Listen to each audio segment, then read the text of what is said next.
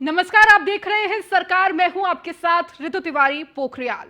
एक समृद्ध समाज के विकास के लिए जरूरी है जनता अपनी सरकार की ओर से किए जा रहे कार्यों के बारे में अच्छी तरह से जान ले।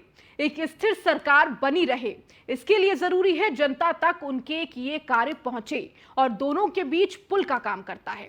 मीडिया न्यूज़ वन इंडिया का ये खास शो सरकार का काम भी यही है।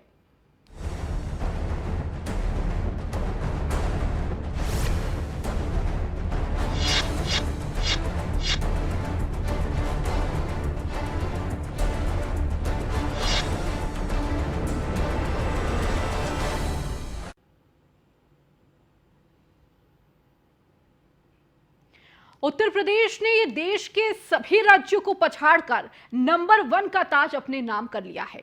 मुख्यमंत्री योगी आदित्यनाथ फिर से एक बार साबित किया है कि अगर सरकार के अगुवा ईमानदार हो और काम दमदार हो तो जनता हर योजना पहुंचाती है, जनता को उसका लाभ मिलता है। सरकार की ओर से भेजे जा रही हर रकम कम इस्तेमाल बेहतर तरीके से किया जा सकता है।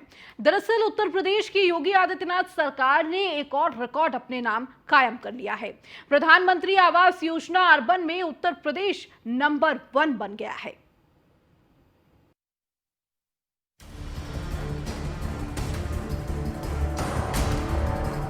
योगी सरकार का दमदार काम, मिल गया इनाम। यूपी के नाम एक और रिकॉर्ड दर्ज। पीएम आवास योजना अर्बन में यूपी देश में नंबर 1। जनता और अफसरों के चेहरे खुशी से खिले। यूपी के नाम एक और रिकॉर्ड दर्ज हुआ है। इंडियन अर्बन हाउसिंग कॉन्क्लेव में यूपी का जलवा कायम रहा। उत्तर प्रदेश को पहला अवार्ड मिला। कोरोना टीकाकरण में अपना डंका बजाने के बाद यूपी ने पीएम आवास योजना अर्बन ने देश में प्रथम स्थान प्राप्त किया। प्रधानमंत्री मोदी ने गुजरात में आयोजित कार्यक्रम में ये पुरस्कार दिया। मुख्य सचिव दुर्गा शंकर मिश्र और प्रमुख सचिव नगर विकास अमृत अभिजात ने ये पुरस्कार लिया।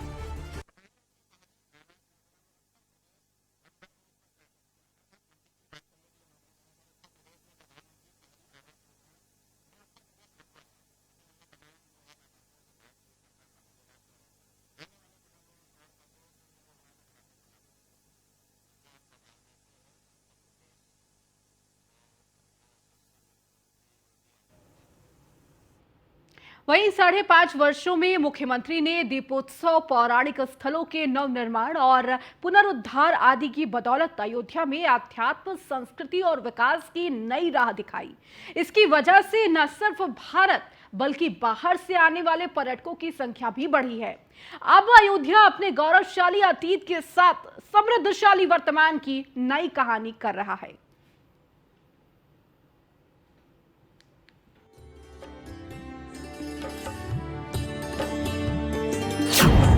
रामनगरी अयोध्या का दुनिया में बजा डंका। दीपोत्सव के बाद सबसे ज्यादा आए सैलानी। 6 महीने में 2 करोड़ पर्यटक पहुंचे अयोध्या। दीपोत्सव से मिली अयोध्या के पर्यटन को नई उड़ान। राम की नगरी अयोध्या अब अपनी पहचान को देश विदेश तक पहुंचा रही है। देश दुनिया से बड़ी संख्या में पर्यटक यहाँ आने लगे हैं। लंबे समय तक विवाद की वजह से विकास की दौड़ में पीछे छूटे अयोध्या में राम मंदिर निर्माण की शुरुआत और दीपोत्सव जैसे कार्यक्रमों ने इसका आकर्षण बढ़ा दिया है। साल 2017 में योगी आदित्यनाथ की सरकार बनने के बाद से ही अयोध्या फोकस में है। इसकी गूंज विदेशों तक पहुंच रही है। देश विदेश के साथ ही विदेशों के भी पर्यटकों के यहाँ आने का क्रम बदस्तूर जारी है। योगी सरकार बनने के बाद से अयोध्या ने न सिर्फ आध्यात्मिक बल्कि सांस्कृतिक ऊंचाइयों को भी छुआ है। श्री राम के भव्य मंदिर का निर्माण कार्य भी प्रारंभ हो चुका है। कई सदियों से मंदिर की राह देख रहे श्रद्धालुओं को जब इसकी खुशी मिली तब भी वो खुद को यहाँ आकर शीश नवाने से रोक न सके। शपथ लेने के उपरांत योगी सरकार ने सबसे पहले यहाँ के गौरव को पुनः लौटाने का जो संकल्प लिया आज वो पूरा हो चुका है। लिहाजा बड़ी संख्या में देशी विदेशी पर्यटक यहाँ आ रहे हैं। 23 अक्टूबर 2022 से एक बार फिर से अयोध्या के नाम दर्ज होने जा रही है। 23 अक्टूबर को ही दीपोत्सव है और कहा जाता है कि दीपोत्सव के दिन अयोध्या लगातार एक के बाद एक अपना ही रिकॉर्ड तोड़ने में माहिर है। 23 अक्टूबर को ही प्रधानमंत्री नरेंद्र मोदी भी अयोध्या पहुंच रहे हैं। एक तरफ वह 22,000 से अधिक वॉलेंटियरों की हौसला अफजाई करेंगे। वहीं अयोध्या के नाम विकास की उड़ान में कई पंख लगे, इसे लेकर वह कई सौगातें भी दे सकते हैं। तो आइए अयोध्या के लोग किस तरह से इस दीपोत्सव को देख रहे हैं, किस तरह से आखिर अयोध्या की राममय होते आबो हवा को देख रहे हैं, किस तरह से अयोध्या के मिजाज को समझ रहे हैं। सबसे पहले हम बात करते हैं हमारे साथ मौजूद हनुमानगढ़ी के महंत राजू दास जी से। महाराज जी, बहुत स्वागत है न्यूज वन इंडिया पर। एक बड़ा दिन, बड़ा उत्साह, बड़ा उत्सव, किस तरह से देख रहे हैं इस बार की दीपोत्सव की? क्योंकि हर बार अयोध्या ने अपना ही रिकॉर्ड तोड़ा है, दुनिया की गिनीज बुक में अपना नाम दर्ज कराया है। नहीं, देखिए, पहले तो इस दीप महोत्सव की पावन पर्व पर पूरे देश को मंगल कामना और आभार व्यक्त करूंगा देश के यशस्वी प्रधानमंत्री मोदी जी को कि उन्होंने व्यस्ततम समय के बावजूद भी अयोध्या के लिए निकाला। वो अयोध्या जिसके नाम से लोग कतराते थे, वो अयोध्या जिसके नाम लेकर लोग राजनीतिक रोटियां सेकते थे, वो अयोध्या अगर किसी ने भूल से भी अयोध्या का नाम ले लिया तो सबकी फट के हाथ में आ जाती थी। और लोग कहते हैं अरे मैंने तो अयोध्या के लिए कुछ किया नहीं, अयोध्या का नाम नहीं लिया, ये तो गलत बात है, मेरे लिए सब सामान एक समान। लेकिन देखिए, सनातन संस्कृति जो हिंदुस्तान का जो कल्चर है, ये जो सनातन पद्धति है, वो भगवान राम के बिना असंभव है। अभी राजूदास जी महाराज ने एक बात कही कि लोगों के मन में तमाम सारे सवाल उठते थे जब राम मंदिर की बात होती थी, धर्म की बात होती थी, हिंदुत्व की बात होती थी, अयोध्या की बात होती थी। क्या उन सारे सवालों का जवाब आपको मिल गया? देखिए, आप अच्छा करेंगे तब भी लोग सवाल करेंगे, बुरा करेंगे तब भी लोग सवाल करेंगे। पर सवाल कौन देश के हित में है, समाज के हित में है, उसका महत्व ज़्यादा है। जब से मोदी जी और योगी जी आए हैं, अयोध्या के चारों तरफ एक विकास की नींव लगी है और लोगों की आशा भी है और उस पर वो काम भी कर रहे हैं। पर बिगड़े हुए चीज़ों को बनाने में समय लगता है, क्योंकि हमारा जो मेमोरी है, जैसे हम किसी और कल्चर में पले आ रहे हैं तो उसको बदल करके नए चीज़, अच्छे चीज़ को लेने में थोड़ा सा समय लगता है। और जी, यही सवाल हम आपसे करेंगे। उत्साह, उमंग देखने को मिल रही है, दीपों की श्रृंखला जो है लाखों में है, एक साथ जगमग होंगे। एक कहते हैं ना कि लगे कुटिया भी दुल्हन सी मेरे सरकार आ रहे हैं।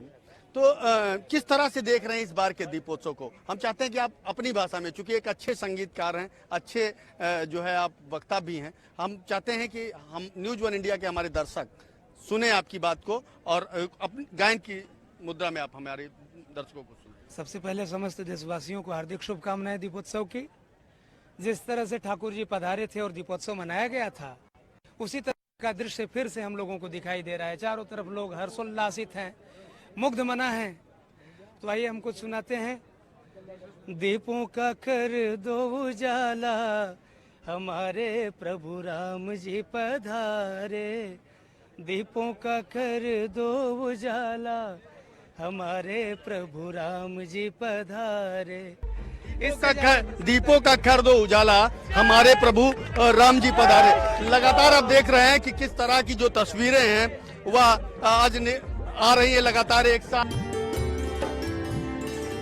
साल 2017 से हर साल अयोध्या में बड़ी धूमधाम से दीपोत्सव मनाया जा रहा है। दीपावली के मौके पर होने वाले इस बड़े आयोजन को देखने के लिए बड़ी संख्या में पर्यटक आ रहे हैं। इसके प्रति आस्था का दीप जलाने के लिए लोग सिर्फ उत्तर प्रदेश से ही नहीं, बल्कि देश के सभी प्रांतों के साथ विदेशों की धरती से भी आने लगे हैं। मार्च 2020 में कोरोना ने समूचे विश्व को अपनी चपेट में ले लिया। जनवरी से मध्य मार्च तक यहाँ 2600 से अधिक पर्यटक पहुंचे। वहीं 2022 के 6 माह में संख्या 26,403 रही। 2017 से अगस्त 2022 के बीच यहाँ 1,11,242 विदेशी पर्यटक पहुंचे। विदेशी श्रद्धालुओं के लिए राम की अयोध्या अब सुप्रीम बन गई है। विदेशी पर्यटक कह रहे हैं कि उत्तर प्रदेश की सरकार ने यहाँ की दशा बदल दी है। अयोध्या हर क्षेत्र में अब बदला सा है।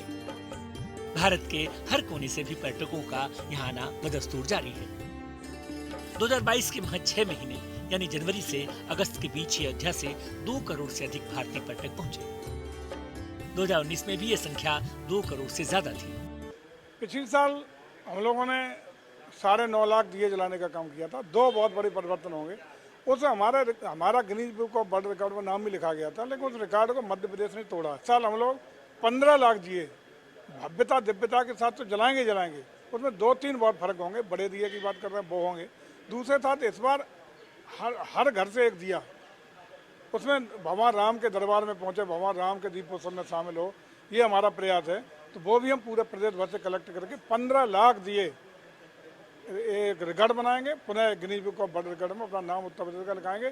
उसके साथ साथ 9 देशों की रामलीलाओं का मंचन, 9 प्रदेशों की रामलीलाओं का मंचन, वहाँ जो हमारा तमाम अन्य भव्यता दिव्यता के स्वरूप थे उसको कई गुना ज़्यादा बढ़ा करके इस साल हम तैयारी कर रहे हैं। बहरहाल 5.5 वर्षों में मुख्यमंत्री ने दीपोत्सव, पौराणिक स्थलों के नवनिर्माण और पुनरुद्धार आदि की बदौलत अयोध्या में अध्यात्म, संस्कृति और विकास की नई राह दिखाई है। इसकी वजह से न सिर्फ भारत बल्कि बाहर से आने वाले पर्यटकों की संख्या भी बढ़ी है। अब अयोध्या अपने गौरवशाली अतीत के साथ समृद्धशाली वर्तमान की नई कहानी कह रहा है। आंकड़े इस बात की गवाही दे रहे हैं। Bureau report, news 1 India.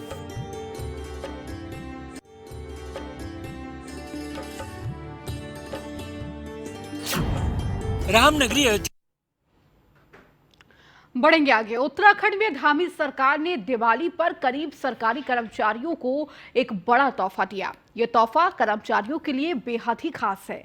मुख्यमंत्री पुष्कर सिंह धामी की अगुवाई में बीजेपी की सरकार ने दिवाली पर कर्मचारियों को बोनस देने का ऐलान किया है, जिससे उत्तराखंड के 1.5 लाख कर्मचारियों को लाभ मिलेगा। साथ ही सरकार के कोष पर 120 करोड़ का अतिरिक्त भार भी पड़ेगा। दिवाली त्योहारों पर उत्तराखंड के कर्मचारी इसी इंतजार में बैठे थे कि दिवाली से 4 दिन पहले सरकार ने बोनस संबंधित आदेश जारी कर कर्मचारियों को बड़ा तोहफा दिया।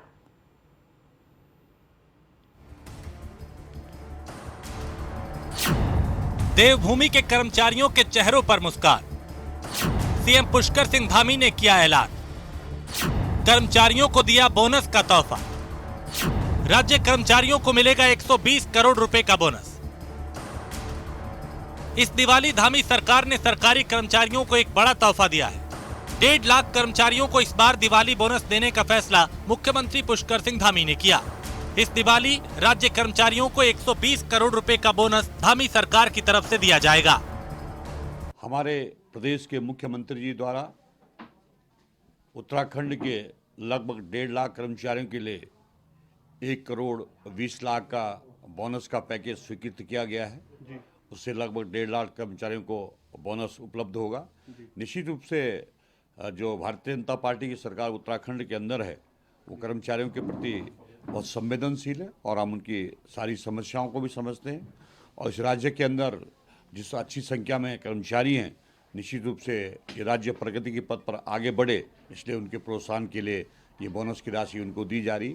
यही नहीं, दूर छोर पर बैठी हुई हमारी बहनें जो आंगनबाड़ी कार्यकर्ता हैं और जो लगभग समाज की सेवाओं में तत्पर हैं, जो समाज के कई तरह के काम करते हैं, सरकारी योजनाओं को चलती हैं, बच्चों को भी देखती हैं और सरकारी योजनाएं भी देखती हैं।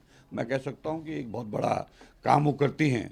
उनको भी लगभग 24 करोड़ रुपए का पैकेज बोनस के रूप में स्वीकृत किया है और ये उनको दिया जा रहा है। वही महिला सशक्तिकरण की बात करें तो आंगनवाड़ी कार्यकर्तियों को भी बड़ा तोहफा इस वक्त धामी सरकार की ओर से मिला है। कैबिनेट मंत्री समस्त आंगनवाड़ी कार्यकर्तियों के खाते में अक्टूबर महीने के मानदेय का डीवीडी के जरिए भुगतान कर रहे हैं। यदि धनराशि की बात करें तो लगभग 3 करोड़ की धनराशि इस वक्त आंगनवाड़ी कार्यकर्तियों के खाते में डाली गई है।